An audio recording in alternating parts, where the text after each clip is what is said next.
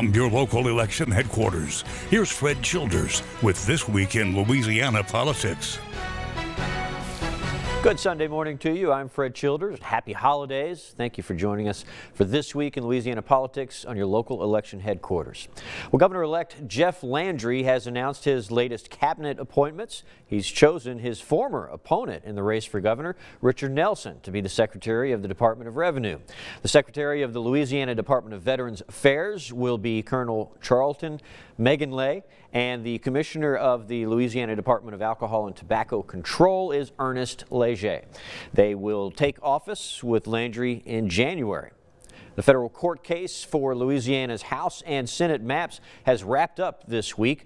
The ruling could determine if the state violated the Voting Rights Act. Now, Judge Shelley Dick will determine if the map passed by the legislature is in line with the law. Lawmakers did not add any additional majority-minority districts in their original plans, but plaintiffs say they could add up to 3 more black districts in the Senate and 6 in the House.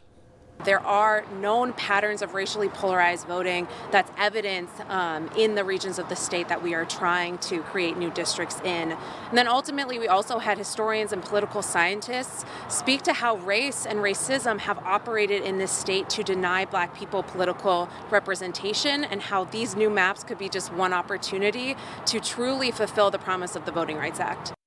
The state argued throughout the redistricting sessions and the cases that black candidates can still be elected in non-majority districts. Analysts are weighing in on a judge's ruling for a new runoff election in the race for Caddo Parish Sheriff up in North Louisiana. Sheriff-elect Henry Whitehorn plans to appeal the ruling for a new runoff election against opponent John Nicholson, whom he beat by 1 vote in the runoff and the recount as well. The judge said there were at least 11 illegal votes, so it's impossible to know who the winner is. Analyst Theron Jackson says that ruling voids the voice of 43,000 people, and according to our democracy, only 1 vote is needed to win. Jackson says if a new election were to take place, finances would play a major role. So if in fact you are a campaign who has more resources or who can collect more resources and raise more money now, doesn't mean you're a better candidate, just means you can raise more money. And I think it's relatively unfair to ask campaigns to run not once, not twice, but 3 times. So if the ruling holds, the new election would take place during the presidential primary in March. Now, Republican analyst Stephen Parr says this new date could have an impact on the election favoring Republicans. I would say that probably is an advantage for John Nicholson rather than Henry Whitehorn, simply because I think Republicans who want to vote for Donald Trump have more desire to do it than Democrats who might want to vote for Joe Biden. I just think there's more passion on the Republican side, and that might help John Nicholson in the runoff. Again, the ruling is being appealed, so another runoff is not guaranteed. In just about a month, Governor-elect Jeff Landry will take office. Now, he's promised a special session just to tackle crime legislation. The Violent Crime Task Force brought up broad ideas of what they hope to see addressed. The committee is collecting data from the Department of Corrections to help understand how past criminal justice reforms have impacted crime. A key point is truth in sentencing to help courts and law enforcement better communicate on someone's sentence. We found out that we're like last in the country in recording where convictions are, which serves no one. So a judge who may be reviewing a criminal record for the setting of bail has no idea what the status of a case is. The committee also wants to have a comprehensive look at juvenile violent crime that the Office of Juvenile Justice says has greatly increased. Committee members are looking to capacity of facilities and if 17-year-olds should be treated as adults. A task force made up of parish and city leaders got a first-hand look at the East Baton Rouge Juvenile Detention Center recently. Members of the committee say the facility is in desperate need of repairs and it's poorly built. 2 options are being considered. 1, fix the repairs, or 2, build a new center, both of which will take a lot of money, of course. It's always going to be about the money, and that's a tough question in itself for people to pay taxes when you believe you're paying enough taxes, or We already have a lot of taxes. Can we not use those and put it to this that's needed? Within the past few weeks, 3 teens have escaped from the center. The committee says next they will tour other facilities across the state. A controversial graduation requirement appeal process is once again making headlines, this time over an emergency order to put the policy in place faster, which drew criticism.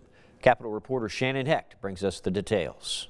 A new appeals process for students who struggle to pass the LEAP test required to graduate has created a political divide. One side believes that it is needed for students with varying setbacks. Others say it is lowering the standard for Louisiana graduates. Students and teachers shared how the policy could help them. I struggle to pass the U.S. History LEAP because I am hearing the content in my classes in English, but I am translating the information in my head. The president of Bessie used an emergency rule to put the policy into place a few weeks early, but many lawmakers and agencies said that she couldn't do that. She rescinded that order just days later. I passed an emergency rule in order to give the department more time to implement. Instead, that's become a distraction. Educators spoke on Monday about how the appeals process only impacts a small percentage of students and looked at research showing students who are given that help to get their degree are more likely to find work than those who end up dropping out. The adoption of this appeals process with its guardrails here in Louisiana means that we are poised to do as well, if not better, than the state of Texas when it comes to employing our youth. The policy will now go into effect on December 20th, but faces a challenge of remaining in place when the new administration takes over. In Baton Rouge, I'm Shannon Hecht. In Terrebonne Parish, 3 elementary schools were voted to close their doors. Now, one of the many concerns parents have is the lack of transparency on the part of the school board. They say the decision to shut their schools down was made without public input. If a lot of the things y'all say to be voted in is we have a strong sense of community, the communities are here to tell you that we don't want this plan. Parents, teachers, and students were left devastated after a 6-3 vote by the Terrebonne Parish School Board to close Honduras, Bayou Black, and Gibson elementary schools, forcing students to enroll in other schools next year. We do not like this recommendation. They still went ahead and moved forward with it. Being a board full of people that claim to be for the community, they do not listen to the community. Terrebonne Superintendent Bubba Orgeron says one of the reasons for the school closures was low attendance. Many parents fear that their children will become lost in the shuffle of changing schools and miss out on the hands-on instructions they were getting. They're pretty small communities, considering, but every student and every teacher knows each other's name. They know, what special needs they have, what recommendations they have as an individual. We're going to have to fight for their entry at the next location. The school board says that this is a win for the students, as the closures will allow for the hire of more teachers and increase their pay. However, some parents are concerned because their kids are a good match for their current schools. There's a lot of children here via affidavit or have moved to this area because they were deemed too disruptive for classes in their own area. When we're taken away from this school who's accepted all of our children, we're going to have to fight for their entry at the next location. Coming up, we'll hear from Governor John Bel Edwards as he prepares to wrap up his 2 terms in office. Stay with us.